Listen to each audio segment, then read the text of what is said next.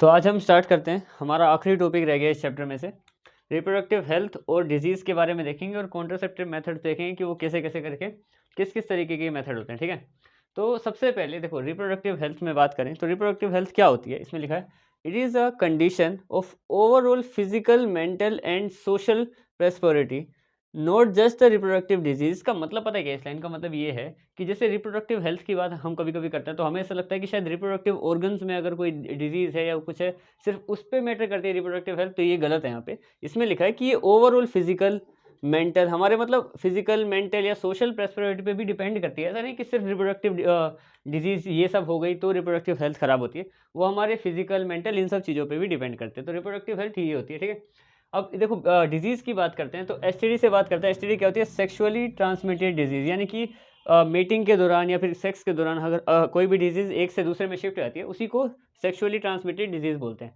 इसमें क्या लिखा है, they transfer to a healthy person from a contaminated person cause of meeting. इसमें यही लिखा है कि मीटिंग के दौरान किसी ऐसा कोई ऐसा है जिसको पहले से वो डिजीज़ है, ठीक है, वो उससे मेट कर रहा है, सेक्स कर रहा है, ठीक है, तो उस वजह से अगर वो हेल्दी पर्सन को इससे ये हेल्दी पर्सन पे चली जाए तो उसी को हम बोलते हैं एसटीडी, सेक्सुअल ट्रांसमिट, क्योंकि वो ट्रांसमिट हो जाते हैं, एक से दूसरे में चली जाती हैं। जैसे कि वो कोरोना वायरस का टाइम आया था ना, उस टाइम भी वो हमें था कि टच करने पे जा रही थी, तो इसमें ये है कि मेट करने पे चली जाती हैं। ठीक है, अब वो किस किस टाइप की होती है, देखो बैक्टीरियल होती हैं जो बैक्टीरिया से फैलती हैं, बाय बैक्टीरिया, और वायरस वाली वायरस के थ्रू फैलती हैं। बैक्टीरियल की बात करें तो देखो गोनोरिया एक डिजीज़ होती है। इसमें होता क्या है, ये तुम्हें नाम याद रखना, देखो जैसे गोनोरिया हो गया और ये सिम्फाइल्स हो गया, ये दो तुम्हें याद भी रखने हैं, और इसी के ऐसी दो एड्स और वार्ड्स तुम्हें याद रखने हैं और इनके बारे में भी थोड़ा थोड़ा जान लो। देखो गोनोरिया क्या होता है, इन्फ्लेमेशन ऑफ म्यूकस मेम्ब्रेन, यानी जो म्यूकस मेम्ब्रेन होता है उसमें हल्की हल्की इन्फ्लेमेशन होती है। इन्फ्लेमेशन का मतलब यहाँ पे ये होता है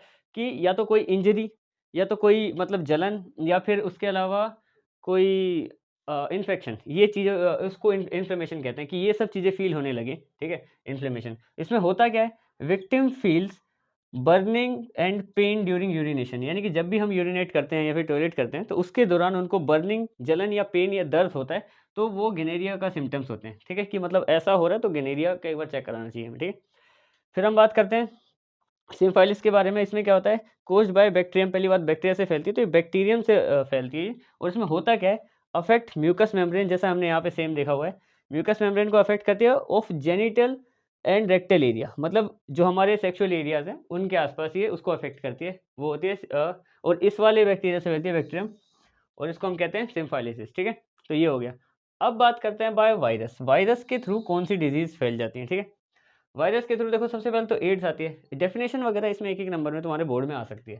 देखो एड्स की डेफिनेशन हो गई एक्वायर्ड इम्यूनो डेफिशिएंसी सिंड्रोम, यहाँ से लेके यहाँ तक है इसकी। ठीक है, अब ये होता क्या है, it is caused by HIV virus. अब एचआईवी की भी फुल फॉर्म आ सकती है, तो जैसे ये सेम है ना यहाँ पे, बस इसकी जगह एच की जगह ह्यूमन इम्यूनो डेफिशिएंसी वायरस, जैसे यहाँ पे इम्यूनो डेफिशिएंसी ये वर्ड तो यहाँ पे आई की जगह आएगी। ठीक है, तो ये एचआईवी वायरस से फैलती है, ये इनक्योरेबल है, एक बार अगर किसी को हो गई तो क्योर नहीं है। ठीक है, उसके अलावा weakens the body immune system, ये इम्यून सिस्टम को भी वीक कर देती है। अगर ये डिजीज़ आपको हो जाए तो उससे बॉडी का इम्यून सिस्टम भी वीक हो जाता है। ठीक है, ये हो गई इसकी बात। वार्ड्स की बात करें तो वार्ड्स में क्या होता है, a small bump on genital caused by sexual transmitted infection, मतलब कि कोई इन्फेक्शन वगैरह हो गया तो इसकी वजह से स्मॉल बम्प या छोटे मोटे फोड़े वगैरह हो गए, तो वो वार्ड्स के सिम्टम होते हैं। ठीक है, ये हो गया। अब बात करते हैं आखिरी जो टॉपिक है इस चैप्टर का, पूरा ही लास्ट वाला टॉपिक, कॉन्ट्रासेप्टिव मेथड। देखो कॉन्ट्रासेप्टिव मेथड्स क्या होते हैं, ये सारे मेथड्स हमें प्रिवेंट करते हैं प्रेगनेंसी से। अगर मान लो कॉन्ट्रासेप्टिव मेथड्स के भी चार पार्ट है हमारे पास यहाँ पे। ठीक है, तो सबसे पहले अगर हम बात करें तो मैकेनिकल मेथड है, कॉन्डम यूज़ कर सकते हैं इसके लिए हम, और सर्वाइकल कप यूज़ कर सकते हैं। ठीक है, ये मेथड है मैकेनिकल। केमिकल्स की बात करें कि जिस केमिकली देखा जाए तो सिर्फ पिल्स लेके भी प्रिवेंट करा जा सकता है प्रेगनेंसी को।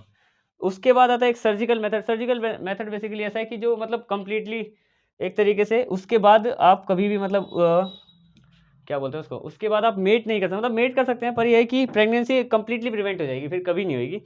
ये होता है एक ट्यूबेक्टोमी और एक वैसेक्टोमी। इसमें बेसिकली क्या होता है, या तो स्पर्म डक्ट या ओवम डक्ट पूरी तरीके से काट दी जाती है। ठीक है, लास्ट बात करें तो ये है हमारे पास IUCD। अब ये क्या होता है, देखो ये होता है हमारे पास इंट्रा यूट्रियन कॉन्ट्रासेप्टिव डिवाइस, यानी कि ऐसे डिवाइसेस इनको जब तक लगाए रखेंगे तब तक वो प्रेगनेंसी प्रिवेंट होती रहेगी। ठीक है, जैसे यहाँ पे कॉपर टी है, ये कॉपर टी एक तरीके से क्या होता है फीमेल रिप्रोडक्टिव सिस्टम में इस तरीके से एडजस्ट कर दिया जाता है, ये मतलब वहाँ पे अगर हम लोग मेटिंग करेंगे भी तब भी प्रिवेंट रहेगी प्रेगनेंसी हमारी, ठीक है। 4 मेथड है।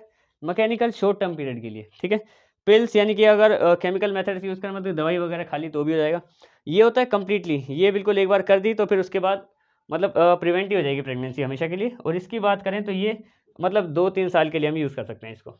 इसमें हमने क्या-क्या देखो रिप्रोडक्टिव हेल्थ क्या होती है, STD sexual transmitted disease by bacteria, by virus, और साथ ही साथ contraceptive method. Contraceptive method basically pregnancy को रोकने के लिए होता है, ठीक है। तो ये तुम्हारा चैप्टर पूरा ही कंप्लीट हो गया आज। अब मिलते हैं नेक्स्ट चैप्टर में। That's it.